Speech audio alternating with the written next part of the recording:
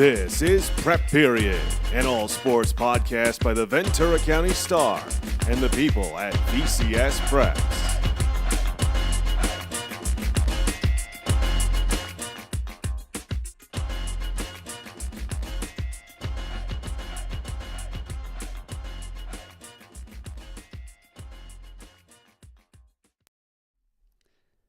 Hello and welcome to episode 26 of Prep Period, the Ventura County Star's All Preps, All Sports podcast.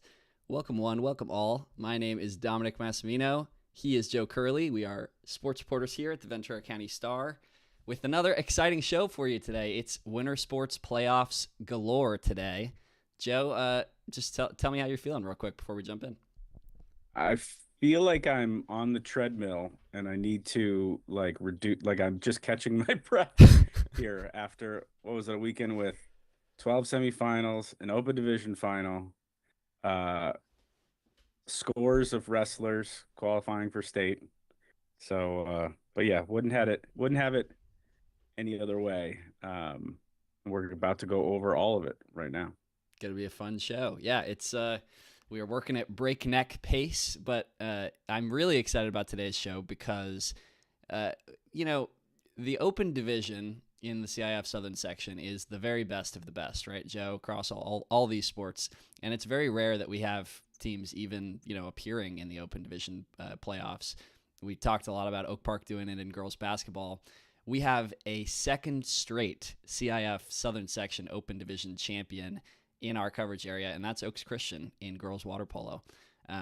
Go check out, if you're seeing this, go check out my story on the Star's website right now about that win. But we have the perfect person to come and talk with us about it. It's Lions head coach Jack Coker. Coach, you can unmute yourself and tell us how you're doing. First off, still basking in the glory of that win. Yeah, congratulations. First of all, thank you guys for both having me on this. It's an honor to be part of this show and to share some of our success. It's, Joe, you talk about a crazy week. I feel like you just described my last 2 weeks of just endless amount of work and just video and these girls put in. And I will tell you that at the end of the tunnel, it will be a little bit of shiny for you, and it'll be a little relaxation because I'm feeling it right now. So you got it. You got this, man. He's feeling good, and he's 2.5 hours away from getting on that treadmill again and competing again. Right. Never ends. Yet another water polo win. So Never yeah, ends. Dom, bring us through some of the details of that win, second straight open division title for the Lions. Absolutely. Well, first off, I was there last year in person to see the Lions win not only the first open division title in program history, but in the history of all sports at Oaks Christian. It was the first open division championship last year. So a huge deal for the Lions then. And yeah, it's a kind of a similar but a different path. Coach Coker will tell us a little bit about that, but they get the 11-8 win. The Lions score the last 5 goals coming back from down big 8-6 at one point in this game to win 11-8. You get 6 goals from senior McKenna Bygrave in this one. You get some clutch saves, including on 2 5-meter penalty shots from senior goalie Alexander Stoddard in this one. And yeah, all 5 of the seniors contributed a goal. You had the Stars Player of the Year last year in Mia Fabros added a goal. Nicole O'Neill had one. Miriam Mamoon had one. And Aaliyah Kim scored a goal, a nice backhander late in this one to help go ahead. So I think, when I talked to Coach Coker, it was kind of the seniors lead the way was sort of the message that he gave me. Coach, tell me about that senior group and just, how essential they were to, getting this huge victory. I would love for you to repeat all that again because it was so nice to hear again. So it just echoes in my ear. So hey, thank you for again doing this. This senior class has been remarkable. I've had a chance to be part of their journey since they're about 13 years old. They grew up playing Pride Water Polo. So they really entrusted in the program. And then you had all these players that kind of came around and said, hey, I want to be part of that program too. You're getting Alex from Canada, who's, in my opinion, probably the best goalie in the country the last 2 years. And she showed her gamesmanship in stopping massive penalties against the best players in the country, if not at the age of their world, for women's water polo. So having somebody like Alex in the cage to complement the senior leadership and the vision that these girls are it's been unmatched. I mean, I've had a chance to be on a program with Amanda Long, a two-time Olympic gold medalist, and she's now part of our coaching staff. Just being able to be part of that, and for our ladies to rise to the occasion. One thing I would really say that is the bedrock of our program and the culture of Oaks Christian is the spiritual maturity that we have. It's a blessing to be able to speak freely with our open faith and have that be as a bedrock and a really foundation for our program and our girls. And it really showed through some really tough times, some stormy moments in the games. And, we never stopped. And that's something that these girls have shown, not only just this year, or not just in one game, but literally over the track of 18 months. Here's a fun statistics that you guys would love. And I was asked, how is this possible, or what did you do? I have no clue. It just happened where the last 3 games, beating the number 3 team, the number 2 team, and the number 1 team in the country, in the second half, we scored 20 to their 7. And that is pretty remarkable for your second half scoring differential. In the semifinals and finals against Newport, we were 7-1. We scored 7 goals to their 1. And against Mater Dei in the finals, we were 7 to their 2. And again, I think it just speaks volume of the character that we have in the senior class, and this program it's been remarkable. I don't ever know if I'll ever experience that again, but I hope I do. But I'm very blessed. Yeah, Coach, I mean, we talked about this a little bit off air. Since we spoke last, it's kind of continues to occur to me the uncanny similarities between, this win over Mater Dei this year in the championship match versus, when you guys faced them in that exciting semifinal last year, coming back from down 8-4, in that one to come back and win in OT. Like, you had one of your star players go off for 6 goals to help power you to the win. Like, just when you're sitting there, on the pool deck watching that happen, like, did that occur to you at all? Just like, it's like deja vu all over again. Not even until this moment. In the moment, you can't even think about what just happened just 5 minutes ago. You're trying to solve the next solution, the next problem. And again, I love that you brought last year's Mater Dei game to this year's Mater Dei game. There definitely is some similarities. And what I love about it is each girl did their job. And that's something that, like a Bill Belichick thing, is just be responsible for your job, right? Do your job. And these girls really, really took care of that. It wasn't to a point where, like, we're down, we got to figure this out, or one girl trying to take over the game. It literally just ended up being, what is the highest percentage attack? What is the best stoppage of defense? And we executed those moments. You go back to Mater Dei when overtime, and I said, ladies, you have a chance to beat the number 1 team in the country. You only need 2 overtimes to be perfect. This is the time and the moment to be perfect. And in the game this past Saturday, we talked about it in the fourth quarter. We said, hey, listen, it doesn't matter what mistakes, how successful we were in the last 3 quarters. This is the moment you must execute. This is the moment you have to trust in yourself and trust in your teammates and just get out there and have fun doing it. And, we ended up being on the right side of the edge of the win. And looking back, we have smiles on our face. I think I sleep with a smile on my face right now. And, Coach, obviously there's going to be eyeballs on the offensive production there, and, seeing the 6 goals next to McKenna's name. But you look back and you watch that game, and you see Alex make that penalty save when you guys are down 8-7, right before that fourth quarter push, that explosive fourth quarter where you guys come back and take the lead. Here's an opportunity for you to kind of tell us about her and just how key she has been in these big moments for your program. Her coming in last year was, just a savior first and foremost. And then her work ethic not only work ethic, just the way she gets along with her players. I call her a chameleon because she can mix with any group of personalities on the team and feel like it's her personal personality. And that really becomes a leader. When you're a goalie, I think you have to be you're the defensive leader. You're a chess master. You got to use all the pawns in front of you and solve the game. And she really does it so well. I will say this, last year when she beat Mater Dei, she actually dreamed of blocking the penalty that day. I haven't quite asked her if that dream has continued through the years, but for some reason she blocked again one of their two best players back to back. We don't win a championship if she doesn't block those, because you give up 2 goals right there.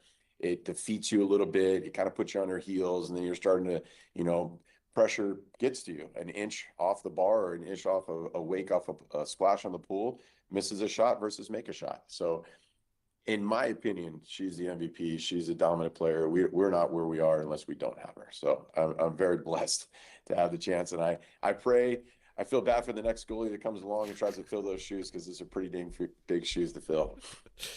That's awesome, Coach. And you guys, you're on the mountaintop. You are, for the second year in a row, the best team in Southern California for girls water polo. It's the hotbed of girls water polo. You could make the argument in the country. What's next for you guys? You're on to the state playoffs. I mean, how do you guys reach the next peak? We are actually in cruise mode right now. We unfortunately, because the girls water polo and the equity of the boys water polo, we don't really have a state. We just have a regionals, and we end up just playing ourselves again. So the norm and the kind of the chemistry and the culture of girls water polo and the boys side as well is it's not as serious as CIF. So we're going to give a lot of opportunity to a lot of players to play people that didn't get a chance, girls that didn't get a chance to play in the playoffs. We're going to have some fun. The girls deserve it. They need it. They need a little at least from me, from hounding them so hard. So we're just going to enjoy this next week of training, and it'll be the last week that this team's going to be put together. And we're going to go from there. Well put, Coach. Joe, you got anything to add for Coach? Well, I mean, let me just build on the state question, because, we see it in baseball, we see it in softball, we see it in different sports, that you build up into these, you're talking about, arguably the 3 best teams in the country in the winter season playing each other these last couple, this last week. And now, typically, now you're playing for state, but the problem is NorCal doesn't play. Is it because there's no state championship? NorCal doesn't play in the winter. So in order to fix it, you would need to have NorCal shift the water polo season to then. Correct. Or we have to be on the same alignment. We're not right now we're in the same alignment, whether we shift or they shift. And the boys won't have it because the girls don't have it.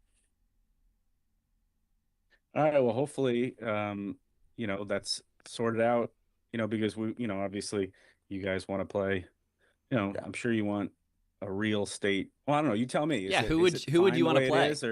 That's my question. No, to be honest with you, I think it'd be great if we can have a real state. And that's very unfortunate, because on the boys' side, we get to play the NorCal teams. I mean, I get to play Sacred Heart, at least twice a year, because they come down and play us. We're in the same season. We go up there and play them. We actually have a tournament called North-South Challenge, where the best of the best of California go and play. But again, we don't get the state opportunity, but we love to play up north because they're great teams. We don't get that chance in girls. So for me to stand on a pillar and say, hey, we're number 1 in the country, well, the NorCal goes, well, you didn't get to play us. We don't get to prove ourselves. So we might be able to say that, but it doesn't carry the weight that on the boys' side it could. So we definitely miss that. We wish that we can change that. In my opinion, boys and girls water polo should be both in the spring. We need to change the calendar. That helps not only with the high school season, it also helps in swimming, and it also helps the calendar of swimming and the calendar of water polo for the national teams. But I'm on death ear. I think we just lost Coach at the end of his sentence. I think there was big water polo there. Took him out. They didn't want to hear the criticism. not the big water polo. Dude, text him real quick while I build on that. I mean, I think it's something that we see a lot in other sports. Baseball has introduced state, but it's not taking it seriously. I would love to see, just an extra weekend of the season in you know, you could have a weekend in Fresno where you could just play one game in each division for baseball and softball, and can you imagine what a state baseball championship game would look like? A state softball championship game would look like. Certainly soccer has the same problem as girls water polo, where they're not in the same season. So you kind of have to, CIF state would have to align the seasons better. But I would, as someone who covers a lot of soccer and softball and baseball, I would love to see state championship competition, true state championship competition, not just the regionals as we get into regionals, because I mean, what could be bigger than winning the California state championship? For a sport like water polo, like nothing. Coach lost his internet, so I think that's it for Coach Coker. But congratulations once again to Coach and the Oaks Christian girls water polo program for that 11-8 win, securing their second straight Open Division title. I mean, there's an argument to be made. In fact, I think I'm making it right now that there hasn't been a more dominant program in maybe any sport in our area in the last couple of years. I mean, back-to-back Open Division titles, that is the best of the best. I mean, we had a really good winter season. Oak Park girls basketball in the Open Division. Oaks Christian, we had, Coach Savion here last week talking about his Oaks Christian team that we'll get into in a little bit about girls soccer in their Open Division run. But it's, those opportunities, beyond those kind of key, those elite programs, are few and far between for local teams. So, I mean, you're beating Newport Harbor and Mater Dei back to back. They were number one. I think it was Mater Dei was number one when they beat them, and Newport Harbor was number one. So obviously, Oaks Christian number one. We can anoint them as the national champions because Southern California is the capital of water polo, and they've won it. So if they want to throw a patch on their varsity jackets that say national champions, I don't think anyone's going to stop them. Well, so Joe, you talked about girls soccer. I think that's your perfect segue into introducing our next guest here. So let's quickly go through what the Del Sol girls soccer team has accomplished this year. Quickly, good luck doing quickly for those accolades. Well, yeah, exactly. They have gone overtime 4 straight games. So Del Sol has gone in overtime in 4 straight playoff games.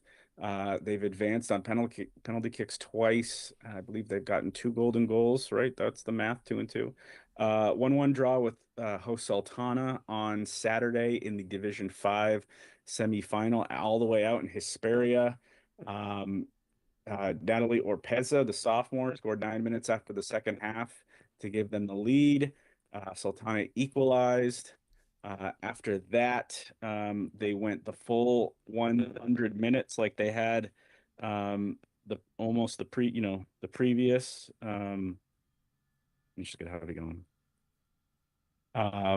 And they went all the way to PKs, and Isis Magana, a freshman defender who had only played a handful of minutes in the postseason, was the player that converted the clinching penalty kick, which is unbelievable.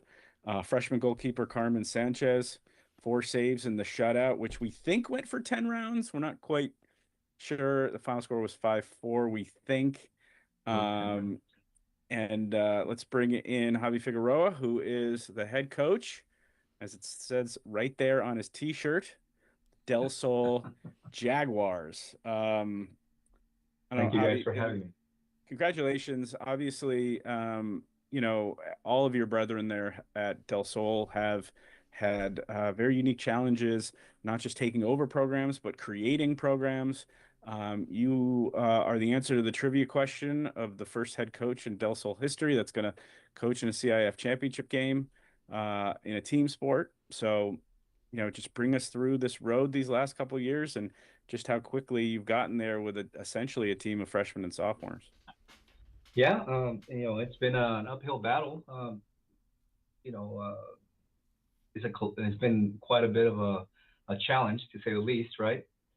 First year out there, there was not a lot of students, right? So we had a whole just freshman class. I held tryouts during the summer, trying to start some interest, and I think 3 girls showed up. So I had to actually walk on campus, And I made flyers passing around the hallways during lunch, like, "Hey, girls soccer, anybody interested?" Right? I It felt mean, like I this was is in throwing a rave or Oxnard. a party here. This is in Oxnard where the tennis courts become soccer tennis courts and the Yes, golf yes, courses which was become soccer really golf weird. courses. So, that's an uphill climb. You're right.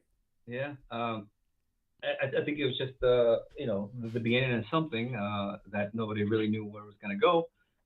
Ultimately, we filled up the roster of 19. We were not part of a league, obviously for these first 3 years. And that first year, had a lot of students who were very happy to be out there. A lot of them didn't have soccer experience, and it was more about teaching them the game. And the games we played, we were just playing preseason games or filling in slots where other schools had some time or a day or a game to give, right? And ultimately filling up a season for these freshman girls. From that team, then the following year we went to JV program in Frostoff, and a lot of the girls that I have now were the JV team. And again, no league, so we had to just kind of between Coach Joel Canicle and myself, find these games with the schools in the area that had a game to give or a date that was open. A lot of times we get turned down because they were making a playoff run. They didn't want to have their teams or their players get injured, or the workload is always in every coach's mind. So I understood. Ultimately, the girls did pretty good. We had an undefeated season with the JV team, and but they were like, "Hey, what do we get? What does it count for, right?" And it's like, well, it counts for next year, and slowly you'll build that momentum. And yeah, this year, in the first year as a varsity program, and I got lucky to have a great group of girls who were very skilled. Like you said, it's Oxnard. It's a huge pool of talent here, right? And uh, we've been blessed to have that group come through, and they've shown their resilience, and their efforts have gotten us here, and very happy about that. It's just dawned on me. This is your first year of varsity play. That's first year varsity play, right? And in the beginning of the season, parents, uh, the players were like, we want to go to playoffs, and I was like, how that's a colossal challenge. We have to have 23 games scheduled, right? First of all, that's going to be a challenge in and itself to contact enough schools that are going to give us enough games, right? Uh, and between AD Holsworth, Chris over at Chris, Sol, helping us out and supporting us and trying to get us games and trying to get us tournaments. Maybe we're talking about maybe we host a tournament so we can get more games, right? Because you need to have 23 games in order to be able to be considered, right? So once we got over that hurdle, we told the girls at the beginning of the season, here it is. You guys wanted to try and challenge yourselves. We have the 23 games, and now it's up to us to put in the work and you know get enough wins where we're going to qualify. And just like it's been, in this playoff run from the beginning, we've been, clawing our way up and trying to get games and wins and qualify. And there were several times, and it's still happening, where we think we're out, right? And I don't think a lot of people believed that we can be at this stage, but these girls believed, right? And the coaching staff, we believed. Coach Joel, my assistant, would always say, "Girls, I believe in you. You guys can't keep your head down. You got to keep pushing forward, because if you don't believe, then it doesn't matter if I believe it, right? You're the ones out there." And there you go. They accomplished that in some. I mean, I'm sure you've learned just in these last 4 games, you've learned a lot about these kids because you've got, let's break it down, 11 freshmen, 8 sophomores, 2 juniors on the roster. Um, All right. it seems like anytime there's a big play, it's a freshman or a sophomore. And so there, like you said, there's so many times during these last 4 games where there was a gut check or, there was a test, it looked like the road could be over if they didn't respond. And then over and over again, these 14, 15-year-olds, 13-year, some who's maybe 14, 15, and 14, 15, maybe a couple 16-year-olds, correct. have just again and again proven their worth. And it hasn't just been one star. It's been, you know, a bunch of key players over and over again. I mean, 4 overtimes. You've had comebacks. I don't want to say blue, but you lost the 2-0 lead in the quarterfinal. So there's all these opportunities where stuff has gone pear-shaped and the girls have just triumphed. And I don't care if you have 21 seniors on your team, it's going to be, the road is going to be rare that you'll have a team do what these girls have done. Never mind a bunch of 14-year-old and 15-year-old. I have a 14/15-year-old, and well, I guess it's so unpredictable. You never know what they're going to do. But I don't know. You tell me. When were you most surprised, or when were you most proud of the way that your team responded out of a challenge over these last 2 weeks? Well, I can't really say there was just one single moment, right? But there's been several. One that I really recent like is this last game where we're down to just we've been squeezed, right? We've been squeezed with too many games, a lot of workload. We're trying to rotate as many players as we can. When do you do it? How do you do it, right? And over, I've been preaching this togetherness, right? We got to do it together. We have to always adjust. We have someone who's tired, someone who's a little banged up, someone who's injured, someone who needs to come off. They all need to step up, right? And it's been hard. It's been a lot of pressure. I felt it as a grown adult here, and needless to say, that these young ladies, being pushed over and over to the brink of the limit and going 10 rounds of penalties, it's hard for them to not cave in that moment, right? And in that moment where one of my players, who's a freshman, my left defender, Isis Magana, she says, I'll do it, right? And she stepped up and she put that penalty away, which took us to this final. And just to see how deep our roster goes, where any given time, any given moment, any of these girls can step up and take charge and push us through. So that was a really cool moment for not just me. I think all the girls that realized, hey, we are together. We need to come together if we want to accomplish this feat. Wow. Coach, I got a really question. It is a rare.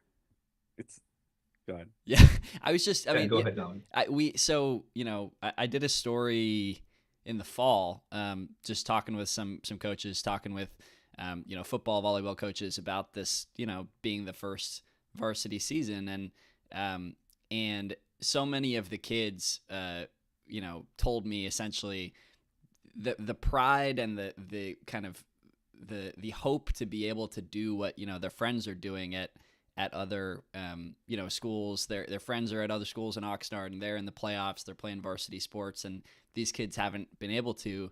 Just how much has that been like a driving force, do you think, for your girls getting to have the opportunity to kind of cement Del Sol as like, we are here, we are a varsity program who can compete with the best of the best and put on for Ventura County?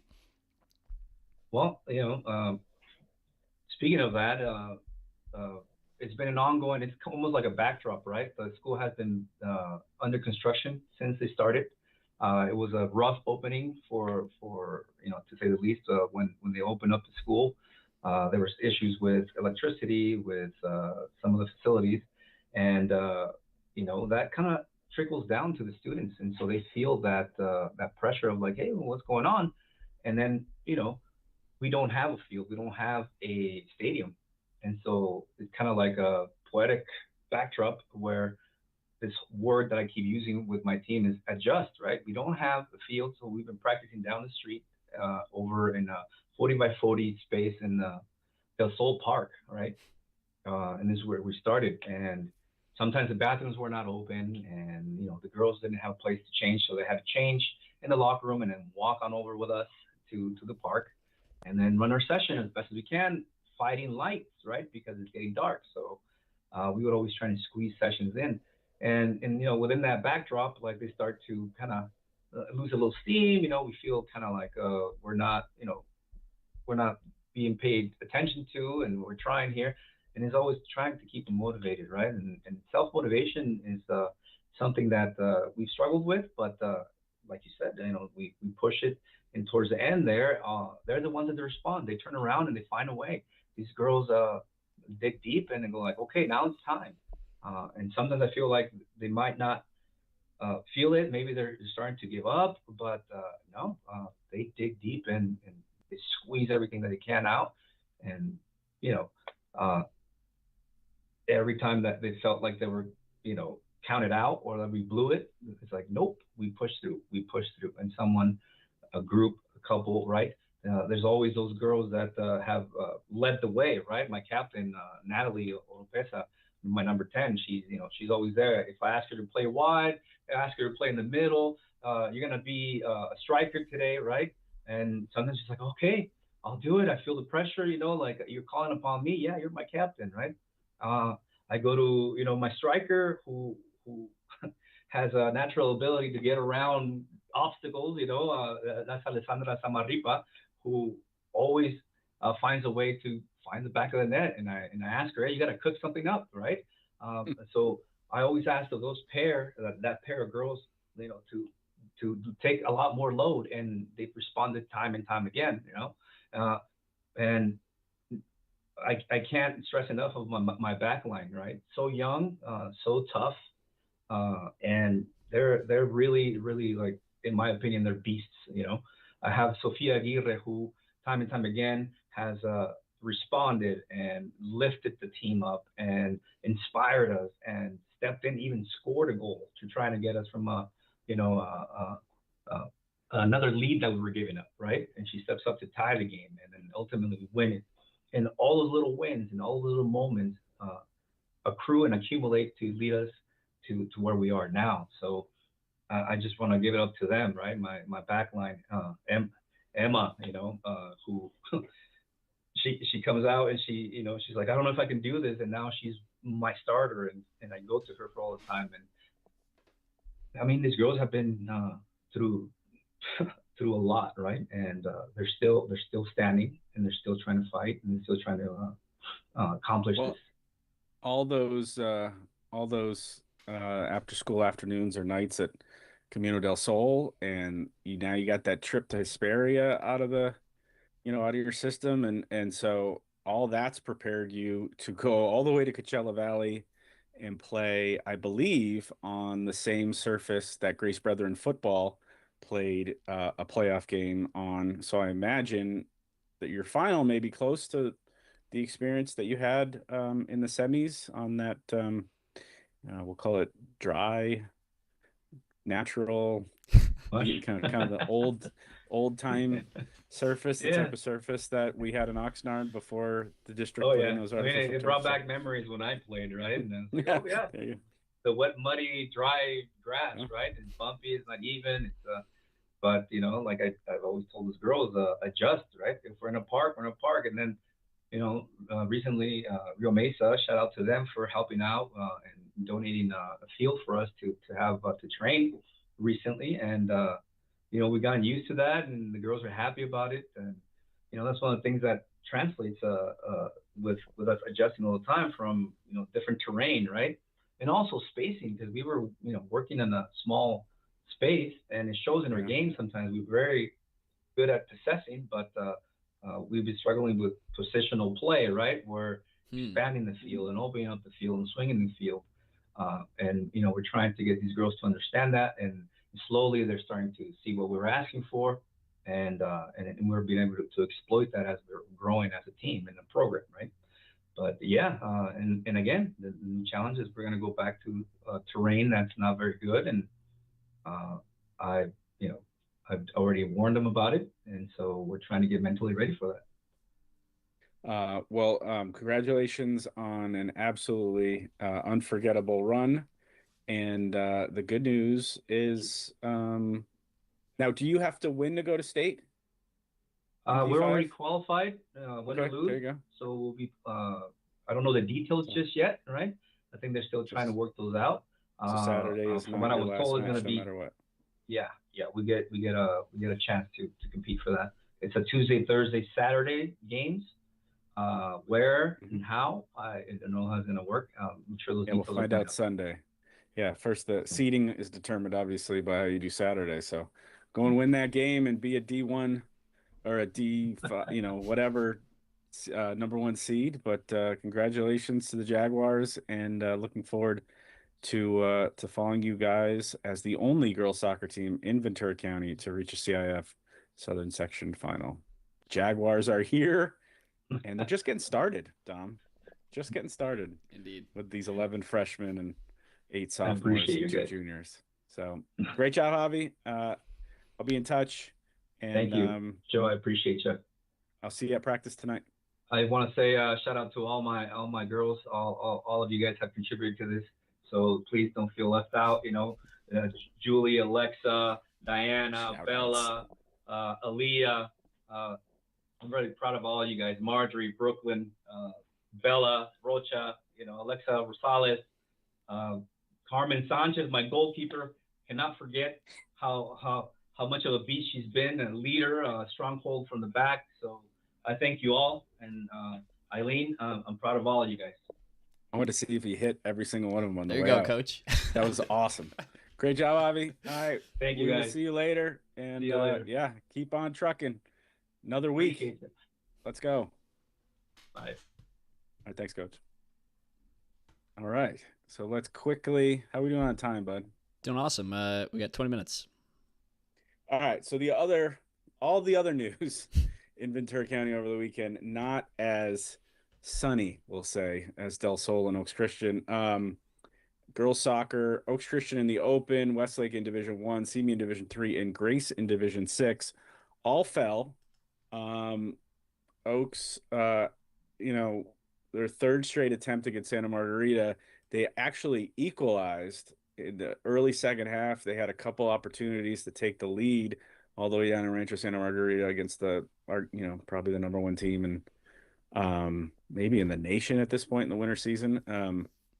Eventually losing on a late goal off a corner, but their season is not done. They will be back in state competition next week.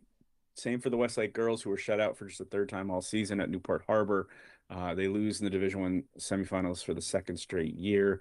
Simi, which hadn't conceded a goal the entire postseason to make a semifinal for the first time since 1996, they fell 2-0 at home. They conceded a goal in the 17th minute. You can do the math, how many hours of soccer they went without conceding a goal in the playoffs. It's like 4. Grace hadn't given up, or Coach Allegra said they had done really well all year on corner kicks until the semifinal at Segerstrom, a team they had played earlier this year and had a 0-0 draw. They gave up 2 goals uncharacteristically off corner kicks to lose 3-1. Oaks and Westlake are definitely headed to state. Grace and Simi are going to apply as well. So we'll see how that goes. Quickly over to the boys. We don't have a county team in a CI final, but we do have a local team, Oaks Christian or Calabasas, with one of the highlights of my year, not just my season covering sports. The Calabasas Channel Islands CIF semifinal was just a joy to be present for. Unbelievable game. CI had a lot of chances early. They had a header. Adrian Padilla had a shot cleared off the Calabasas line early. Calabasas was kind of rocking in the first 20-30 minutes. I mean, we're talking about one of the great minor league teams in the last 10-20 years. That they eventually extended their unbeaten streak to 23 matches in this game, but it was not without challenge by the defending Division 6 champion Raiders, trying to make yet another CIF final. Great crowd in South Oxnard as well, just loud and positive. But it ended up being Adam Hayoun's solo goal. Picked up the ball just past midfield, went around 4 different players, and finished. And it was so funny after it was great. He was like, that's my move. I practice every day is that move. And he goes, I got to my spot, my favorite one-on-one spot, and I went step over cut and just hit it in the roof of the net. So when you prepare to succeed, sometimes the opportunity comes and you can pull it off in the biggest moments. And he really is Coach Chavo Orozco after the game, Channel Islands coach, called him a beast, and he really, I mean, they've got Calabasas has some great players, and they belong in a CIF final, Division III final. I think they're good enough to be in a Division I final. So it's their first. It's so funny how history, we're kind of the gatekeepers of history locally, because I can't tell you how many Calabasas people in the last couple of weeks told me that Calabasas had never made a CIF final. Well, this is their fourth. So just hasn't happened in that long that everybody forgets. Calabasas, it'll be their first final since 1994. Back in the days where if you were tied after regulation, both teams split the championship. So they have a CIF championship on their resume. They have never won an outright championship, so they do have a chance to do something no Calabasas team has ever done this weekend against Los Alamitos, the Division III title. I believe it's 1 o'clock on Saturday at Long Beach City College. And CI had won 8 straight playoff games. Excuse me, 8 straight sectional playoff games. Just, so other results. So it was a rough day for Oxnard, talking about celebrating the Del Sol girls. It was a rough day to be an Oxnard boys team. Channel Islands was shut out. Pacifica was shut out. Ultimately, both of those teams are eliminated and have to hope that teams don't apply for state to continue their season at state, because they don't automatically get berths in D3 and D4. Camarillo, which had an incredible run, making a play, winning a play-in game to even make the playoffs, beating a really good Westlake team in the quarters. They fell behind 2-0 at Esperanza and fell 2-1. Their goalkeeper got knocked out of the game with an injury. They conceded 2 direct goals. Coach Duran after the game was really just disappointed about the result. It's one of those soccer games where you feel like you're the better team and you get hit with a couple direct goals and balls over the top, and things don't go your way. Speaking about things not going your way, Thatcher was up 2-0 at the half against Rio Hondo Prep and ended up falling on penalty kicks after a 2-2 draw. All of those teams are not guaranteed state berths. We'll see on Sunday where they end up. I blew my stat of the week, which is Calabasas boys soccer reaching the sectional finals for the first time since 1994. Not the first time ever. First time in. Not the first time ever, which I was told multiple times. 30 But that's years. why, John. Dirt. That's why we're important. That's why we have it, because we take. The I time was to look looking these for. things I up. was looking for a reason why we were important. Thank you. Oh my goodness, that's a weight off my back. 32 years, right? 32 years. First time in 32 years. That's still a long time. That's awesome. Completely unrelated and just from the back of my mind. Have you ever seen that meme that's Patrick Ewing talking to one of his players as a coach when he's like, "Do you practice that shot? Have you ever shot that shot?" Have you seen that? It's like with That's with Hayun, it's like that's me every practice.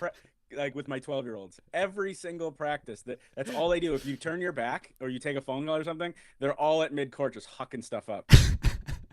But in this case, it's when you were talking about this goal from Adam Hayun, that's what's going through my mind is like when you practice a shot like that, it doesn't matter how crazy it looks, how complicated it looks. It's like that's something that this player has drilled for forever. And it reminded me, we'll talk about basketball in a little bit. I was talking to Derry recently about he's watching some of these semifinal games and some of the crazy shots that got put up, and a lot of them went down, including against some of our local teams. And that's, you practice those shots, they'll go in those big moments.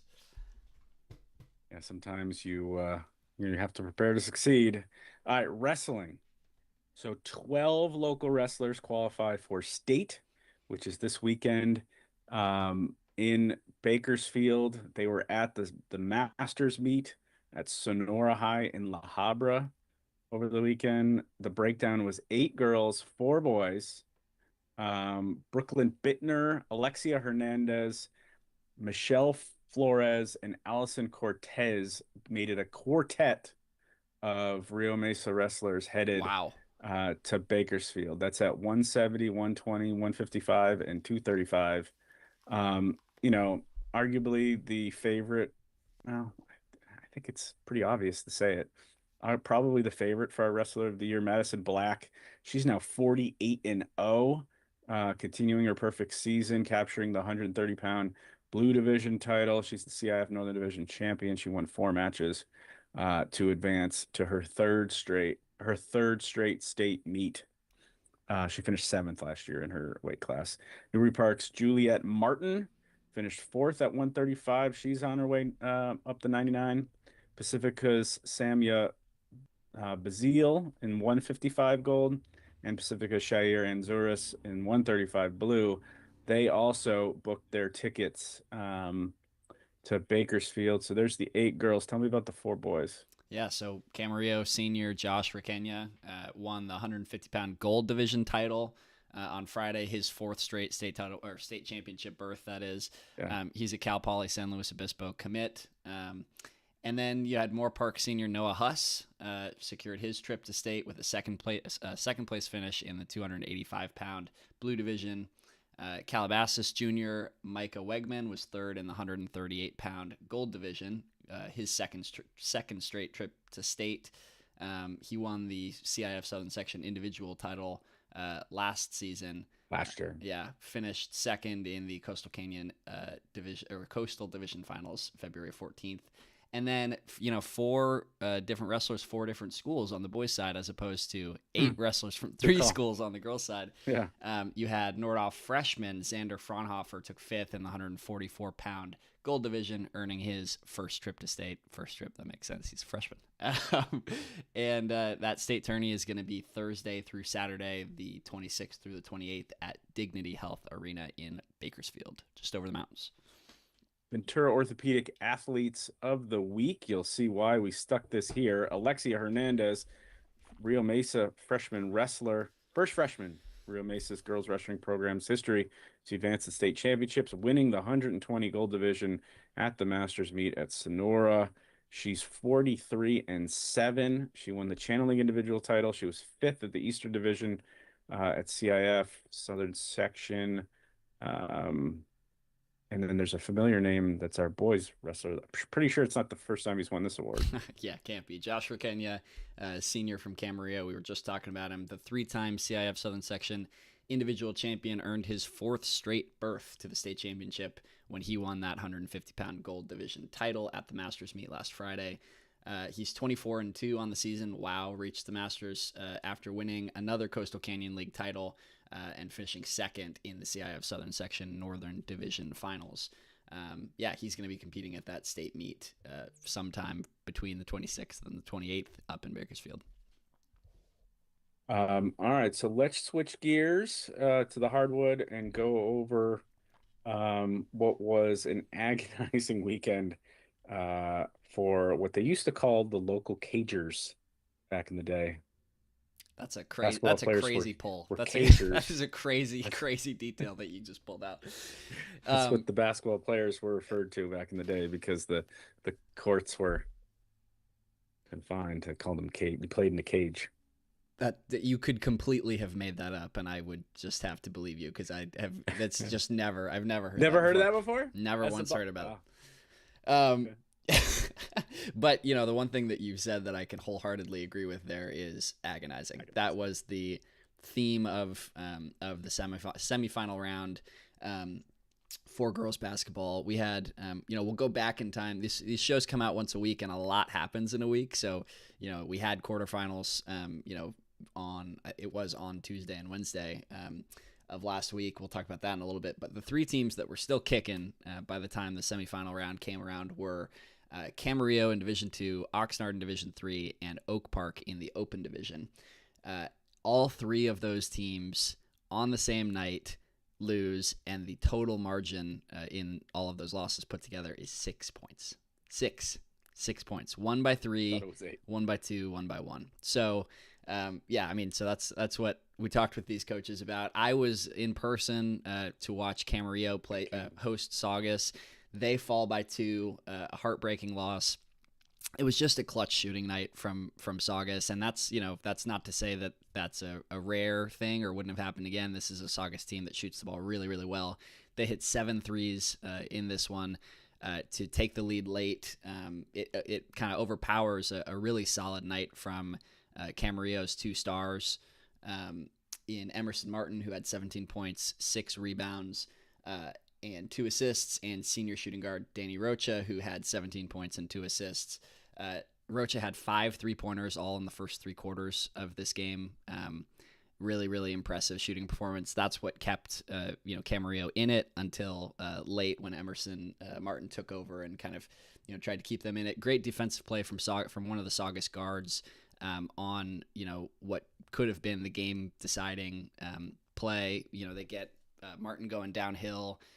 She catches the ball, takes a dribble, goes up, and a Saugus guard gets the ball clean, strips her, and then that forces a tough shot late in the as time expires that misses from 3-point range. And so Camarillo falls 48-46.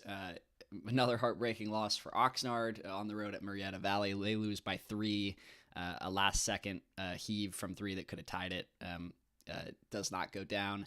But the Yellow Jackets, The comeback is wild. A very young Yellow Jackets team, starting freshmen, starting sophomores. They trailed by 14, or they trailed 14-1 in the first quarter to start the game. I was seeing that updating the live blog. I'm like, there's no way this is this has to be wrong. They trailed by 17 points in the third quarter before going on a 24-10 run in the fourth to claw all the way back within 3 points.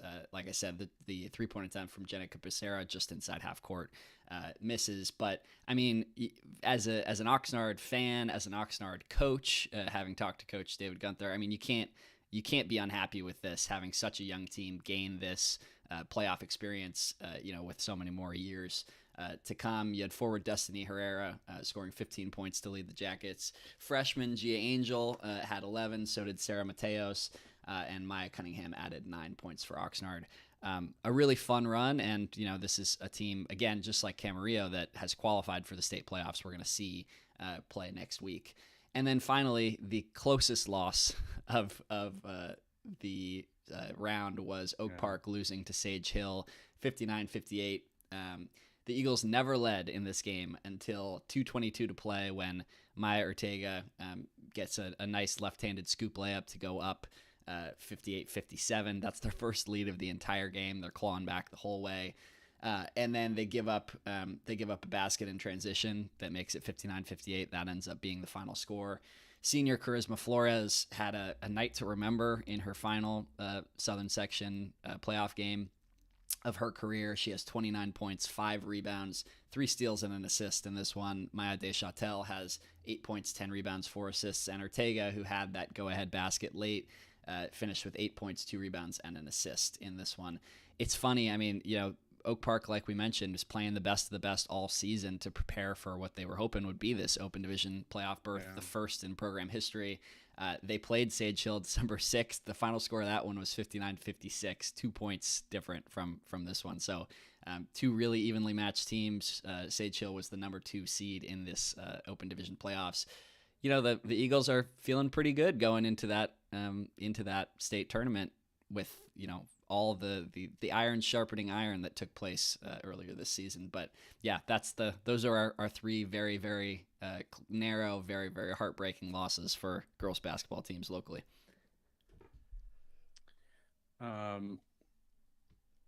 Yeah, I watched on FHS the end of that Oak Park game, and I think they gave up the last bucket inside a minute. So yeah, they had a shot there at the end to retake the lead, and it didn't work out. But we'll see what division they get in, right? They don't automatically go into an open at state, right? So we'll see where they land.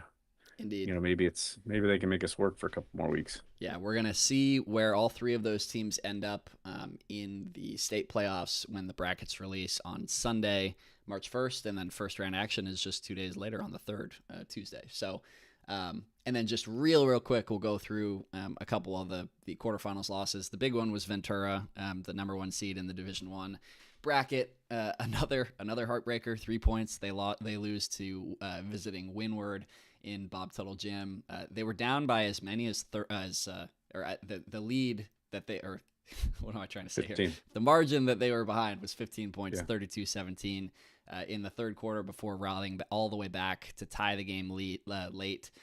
Kai Stanland, 3-point attempt at the buzzer, misses off the rim, really, really close as the Cougars lose this one. She finishes with 22 points, including 15 in the second half, had 3 assists, 2 steals. Her 4 3-pointers in this game pushed her to 133 on the season, eclipsing the previous Ventura County single season record of 132 by Wainimi's Vanessa Smart in 2017-18. She ends her career currently as the number 3 player on the all-time scoring list in Ventura County. So quite the career for her.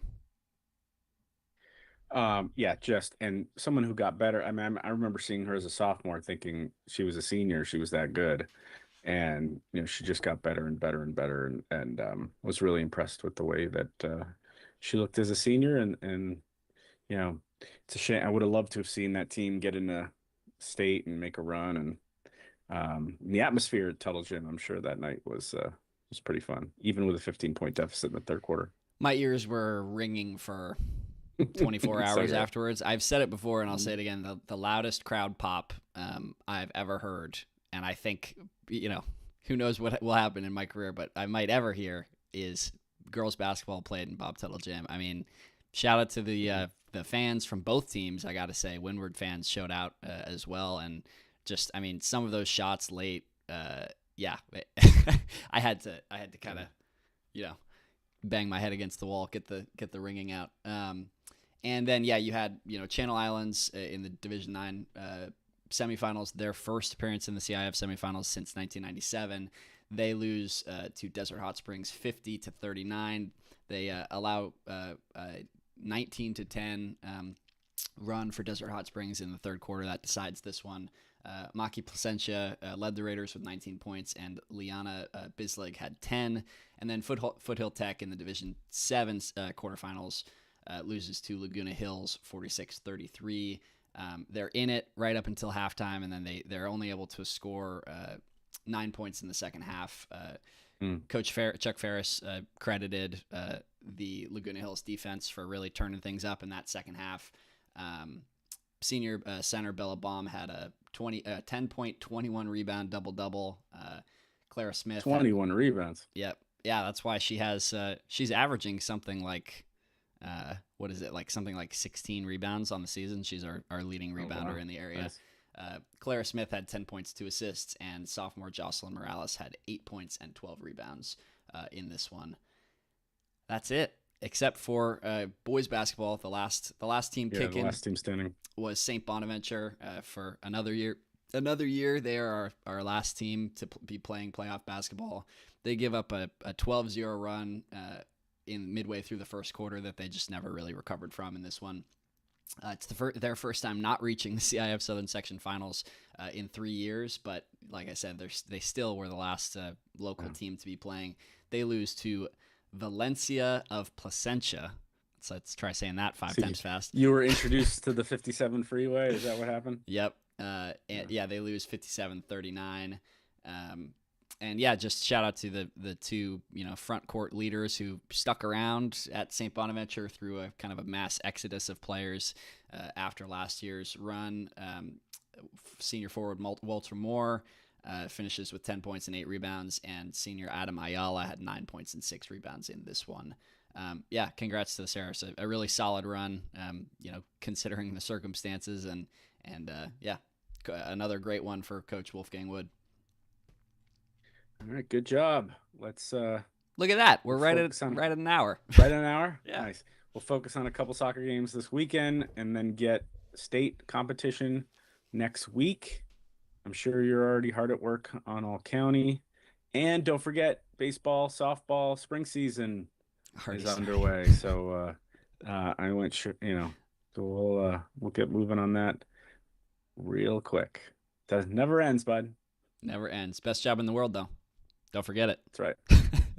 All right, guys. Thank you for tuning in for another fun show. I put it in the show notes every time, but do not forget to subscribe, like the show, comment on whatever platform, if it's YouTube, if it's Spotify, wherever it is. give us your thoughts. TikTok. We add the TikTok. Our TikTok is what, at VCSPreps? VCSPreps, yeah. VCSPreps on TikTok is live. We got 5 or 6 videos there already. Gonna add one later today, hopefully. And we're now doing the what do you call those? Instagram Reels. Oh, Joe. Reels. Buddy. Dude, my wife had to show me the difference between a story and a reel. So now I really feel old. Could have been doing that along. We will have we'll cut some videos from this video for some verticals for social. But yeah, give us your thoughts wherever you're seeing this. Give us a comment on what you saw in the video, in the pod. What you'd like to hear us talk about coming up, and we will answer the call. We are excited to keep giving you guys good content. So that's everything I got. Joe, anything else? We will see you same bat time, same bat channel next week. Awesome.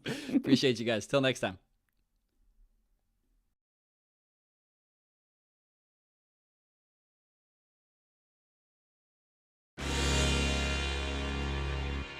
It comes down to this for Thousand Oaks in their season. It is a gift to Martin. Martin gets the first down and more. It's a nice little screen to the left-hand side. One play and see ya later. Caldera dives into the end zone. Touchdown Oxnard. What a fitting way to end that run.